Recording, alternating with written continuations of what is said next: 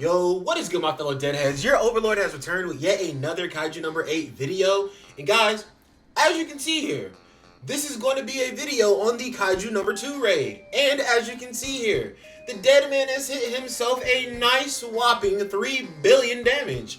3,123,146 wait, what? 123,146,441. Big damage round here. Big stacks on the stats over here, right? And guys, you will be super surprised by the team that I actually used for this. But before I show you the team that I did use for this, I'm going to show you a different team. The team that they said was the most used team for this raid, just so that we can get an idea, right? And I also am doing this video just because this proves another point for me that I have been trying to make for a very long time. Now guys, if you do enjoy videos like these, you can go down below, leave a like, hit the subscription bell, hit the notification bell so you can get notified every single time the dead man decides to hit the Kaiju number 2 raid glide. And you can also comment down below and let me know what you want to know.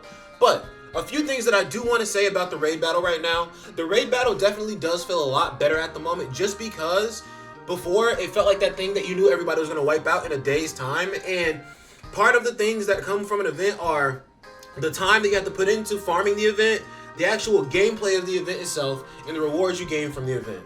And while the Kaiju number 2 raid, you were able to get all the rewards really fast, and the gameplay is like fun, it's cool, because you know you get to make all these different teams up and try different teams. Like I'm having fun with it. Like, think about the fact, okay, maybe free-to-play players are not having fun with it, but I want to argue.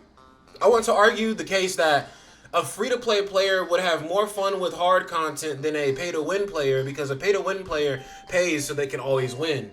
And yes, winning is fun, winning gives you dopamine rush, whatever, but what is really fun is the intricacies of learning something new, right? That is the main fun thing in a gacha game. So having characters already built out, stacked out to the highest degree does not necessarily make the game funner for you. It just means that you have faster access to newer content and can try things out a little bit more. So I think it's harder for pay-to-win players to have fun with things like this, because we can easily squash it and then just be done with our day. Like, bro, I don't even do this myself. I just did 3 skip ticket auto battle runs, whatever.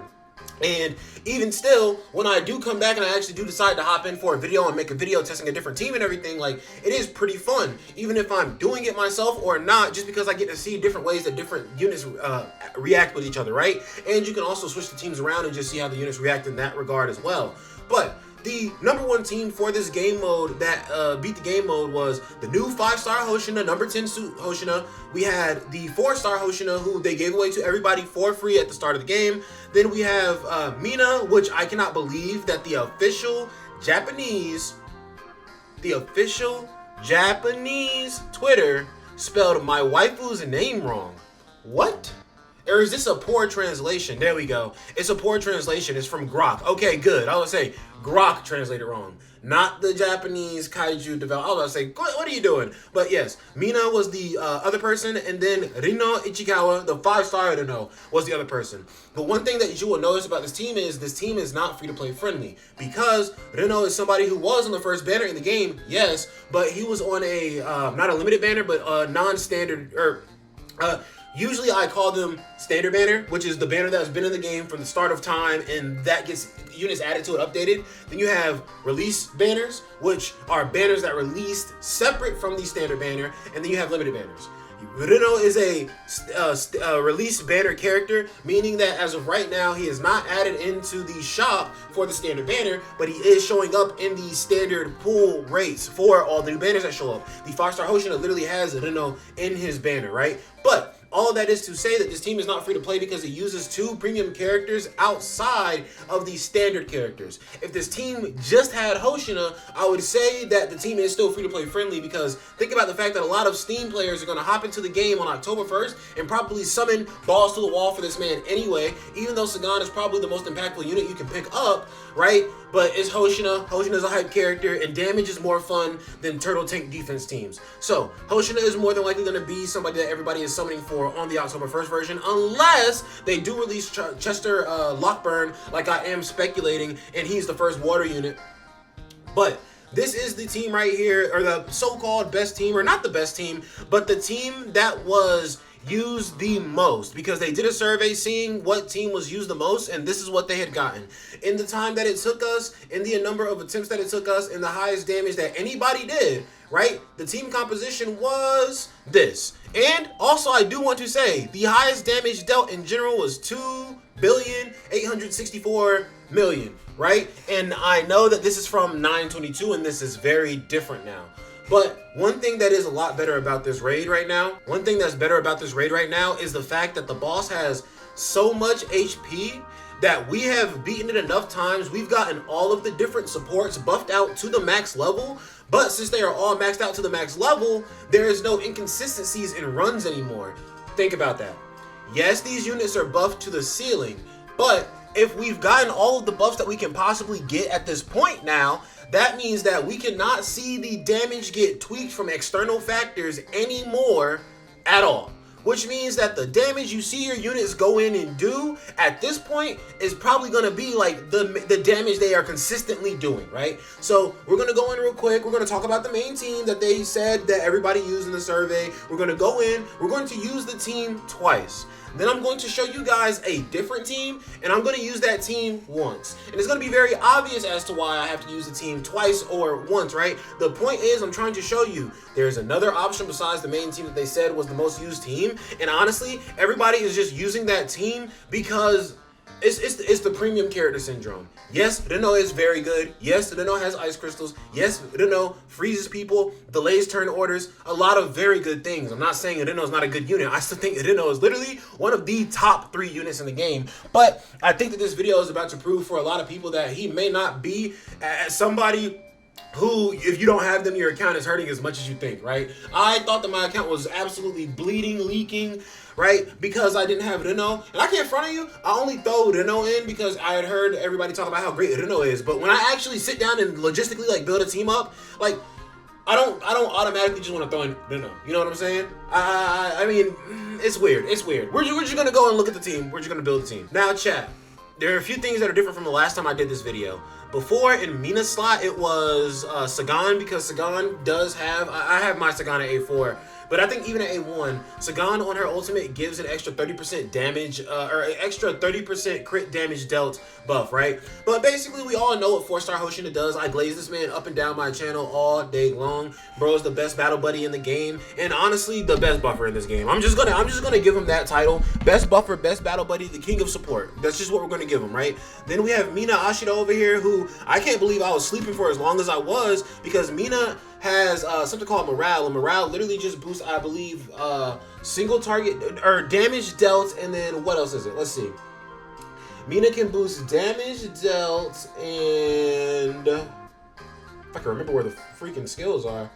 Damage dealt and combat skill damage, which, if we do know, that man Hoshina has a combat skill that literally transforms from a blast attack to a single target attack that has insane damage. So Mina is obviously just going to be a better choice than Sagan, because Sagan's buff is on her ultimate, and her and since it's on the ultimate, you won't be able to use it as frequently, whereas Mina's buff is an SP skill or a combat skill.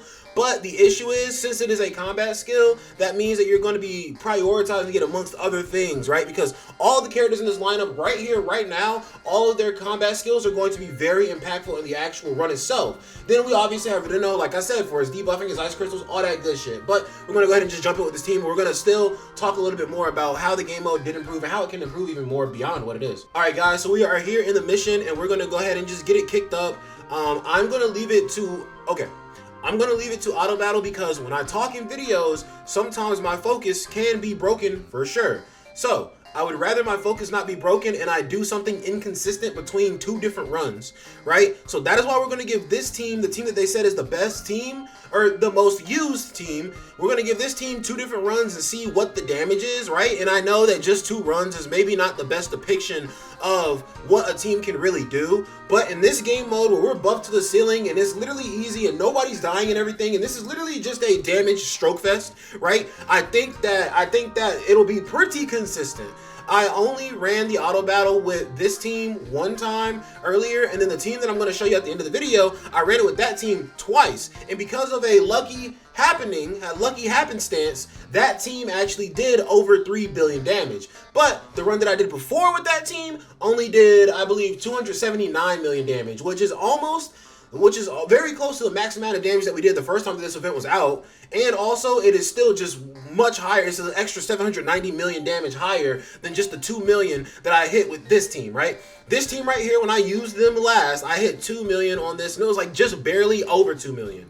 Like, it was like 2 billion, no numbers in the millions, and it was all zeros in the millions, and then everything else, you know, was numbers filled in, right? But it is just crazy. The game, it definitely just surprised me. Like I said, bro, I just got off of work, you know, I was at home, I was winding down, I was chilling, and honestly, I just saw the damage on that run, and I was like, that's pretty ridiculous. Like, I need to make a video on this right now and tell people right now, like, you may not have the most premium team, but like, you don't need that shit, bro. And I can't front on you. One thing about this team that works exceptionally well is obviously 4-star Hoshino beside 5-star Hoshino. 4-star Hoshino beside anybody is going to make anybody look like a god, look like a Chad. But 4-star Hoshino is providing extra speed, obviously. Mina, the problem with my Mina right now is that she has the Honeybee assault rifle on, which is one for healers, which I can't front of you. I wasn't using Mina at first. Like I said, I was sleeping on Mina. It is what it is. I was sleeping on Mina and I wasn't using her that much, so I didn't really have her too worked on, nothing like that. And now she is leveled up, and luckily she's not getting hit in this event for real because she does not have any uniparts on. But when Kaiju number 2 does that big ultimate where he lets off this ultimate right here, Mina is tanky enough, just being at level 90 with no uniparts, that like she can survive this very easily, very comfortably, right? But the one thing that would make Mina a lot better is if I had the AR Hyperion, I think, which is the weapon you can get from the Proof of Valor shop. Yes, because the one from the battle pass is the AR Cronus?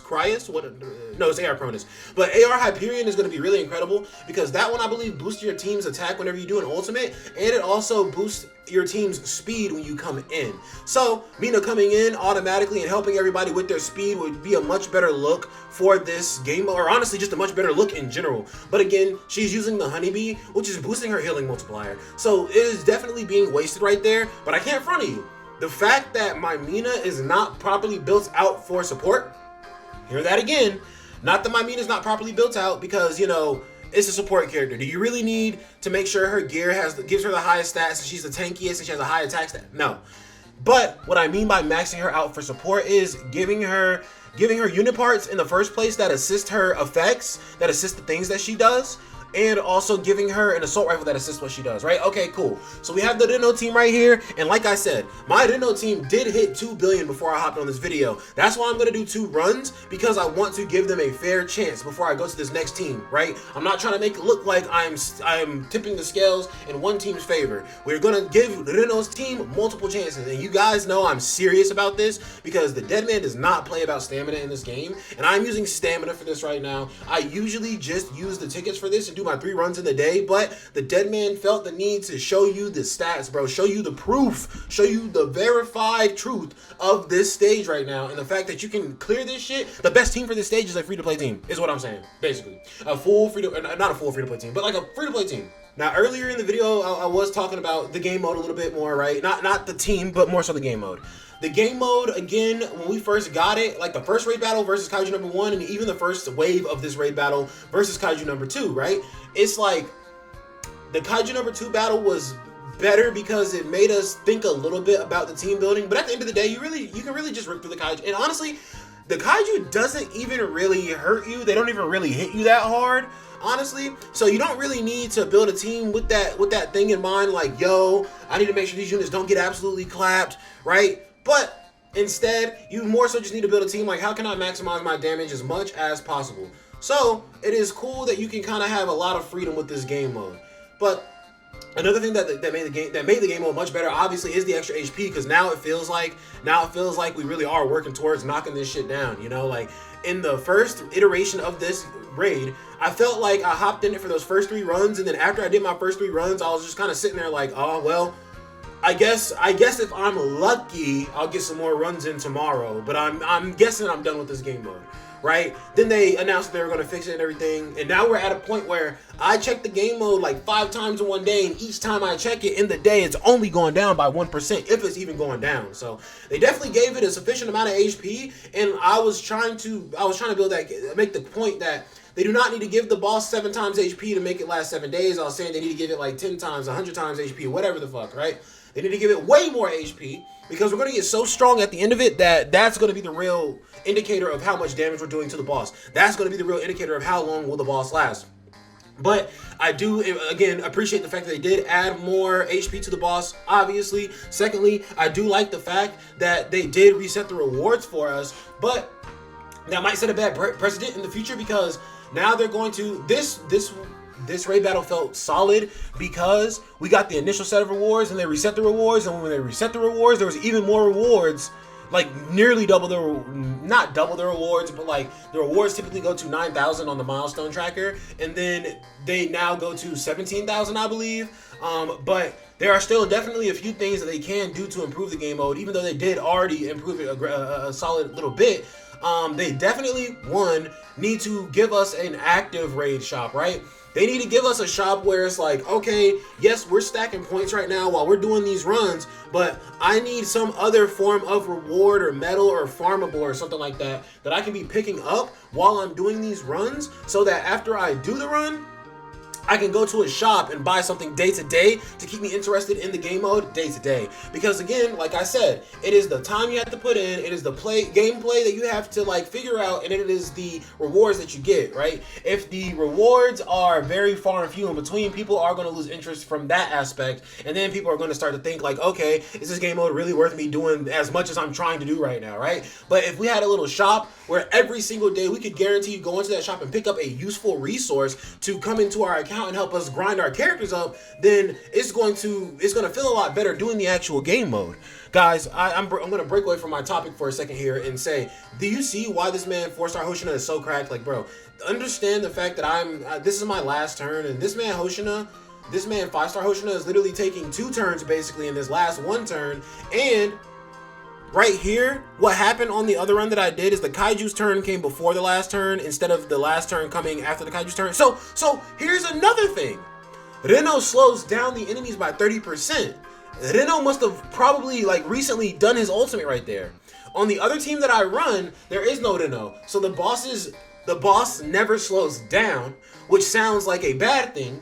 But when you consider the fact that when the boss hits you, the boss helps your ultimate gauge fill up too, that means that I get like at least 1 or 2 more ultimates in the run before the run is over. But guys, you can see here, I did 2 different runs. And again, not trying to shit on Reno, but I'm just trying to make the point that Reno is not a character that is like necessary. And I know nobody's harping on Reno right now, but I'm just like, yo, I just again want to show to you guys that like we do not need all the premium characters to play this game. Sure, my 4-star characters that I'm talking about are still maxed the hell out to like 5-star, or not 5-star, maxed out to like all belief. And also, I will be fair, my 4-star Hoshina specifically does have the fastest weapon, or the weapon that provides the most speed in the game, the SW2033. So that essentially just makes Hoshina the fastest character in the game, but not even my Hoshina, like the 4-star Hoshina. Just Hoshina as a character in general. Any Hoshina that can put on 2 swords is the fastest character in the game if they're wearing those swords, because it boosts your speed by like an additional 35%. But that is the only weapon that is like premium amongst all of my gear and stuff. And like I said, Mina's not even wearing the right thing. Reno has AR Boreas, but like we're about to show you the real team that's for the GOATs for real. Alright chat, we're about to go in for our 3rd run here. And I'm just gonna go ahead and let you know right now, this is the best team for this raid. This team provides so much extra buffing to this man, Hoshina, that it is insane. We literally have buffing for speed from this Hoshina here. Then we also have another speed buffer on the play. This man, Rio, right here. Automatically giving more speed, like in your entire like team setup, giving more speed at that point just makes your team more overpowered, because again, more interactions your characters are getting to have before the next turn comes up, which is allowing you to stack more points. The reason why this team probably works better than Reno's team is because this team is just consistently faster. If you look at Rio's skill, actually, you can see here, his His SP skill is to buff up his ultimate gauge charge rate for 2 turns, and since he's doing that, that means that he can do his ultimate a little bit faster. When he does his ultimate, he applies speed plus 10.8% for all allies and damage dealt plus 21.6% for all allies for 2 turns, or all other allies, I'm sorry, for 2 turns, right? But it doesn't matter if he does it to himself. He just needs to do that for Hoshina, right? But guys, this is at level 7 out of 12, so there's 5 more levels I can get on that. Not only is that going on, this man's passive skill is all other allies attack plus 16.8%. Then this man has, where is it? At the start of a wave, applies attack plus 10% for 2 turns to all allies. So this man is quite literally just more formatted for supporting your team, making your team better, making your team stronger. Reno is a very good support and an excellent support, but at the same time, Reno is somebody who can maintain his own damage. He could have a team built around him if he wanted to. A lot of people talk about using him as a damage dealer and talk about him being the best DPS. Cool. Then I would say if you wanted to put Reno in 5-star number 10 uniform Hoshina's spot, and that's a really good team right there. But when it comes to using Reno as a support, I think you should more so focus on using him as the main DPS if you're going to be using him for that. But you're going to see some really crazy numbers here, so let's just go ahead and hop into the mission. Alright guys, we are here in the mission already. Another thing that I want to say about this man, Rio, is the fact that Rio and Mina, they both can use the AR Hyperion rifle, just because, honestly, anybody who is a crazy support and they have a rifle, so, I mean, the only supports in the game, oh no, there are other supports in the game, but they're not really that good. Like Haruichi is a support, but he's dog shit, right? But, if you look at Mina, and if you look at 4-star Rio, or the only Rio, I guess, those two are very excellent supporters.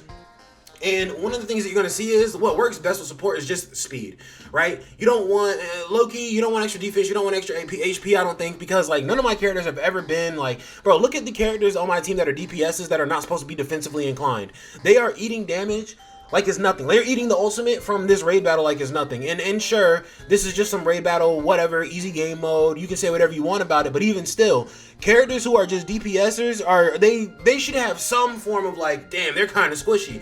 It doesn't feel like characters really have that squishiness in this game, and plus it feels like as long as you have one really good unit who's keeping an eye on your team, characters squishiness just isn't going to be a thing for you, right?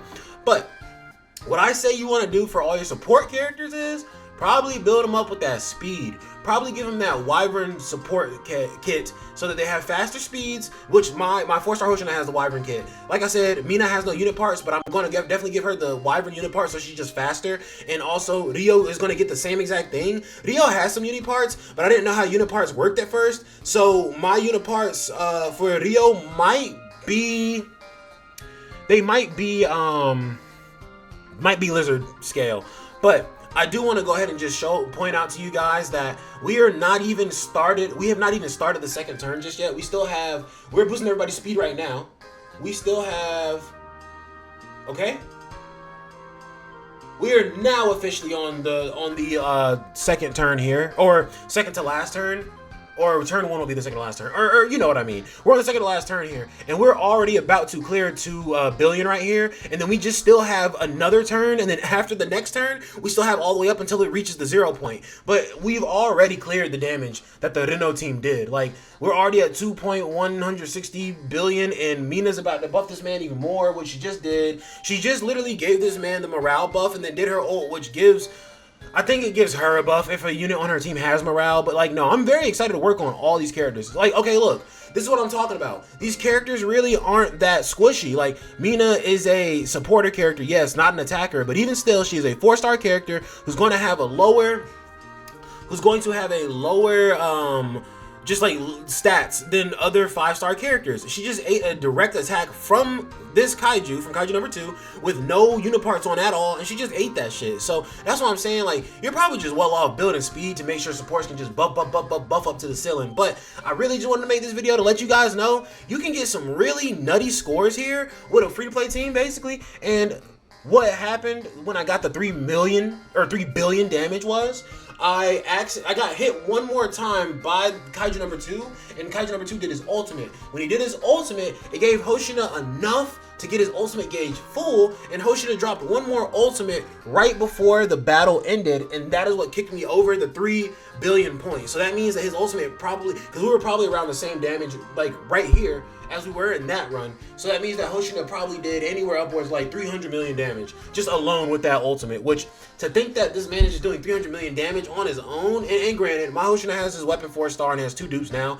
He's much stronger than the last time I did this. Either way, like, he's still hitting crazy numbers, but you guys saw it at the beginning of the video. The dead man hit 3 billion. So I'm gonna flex that up.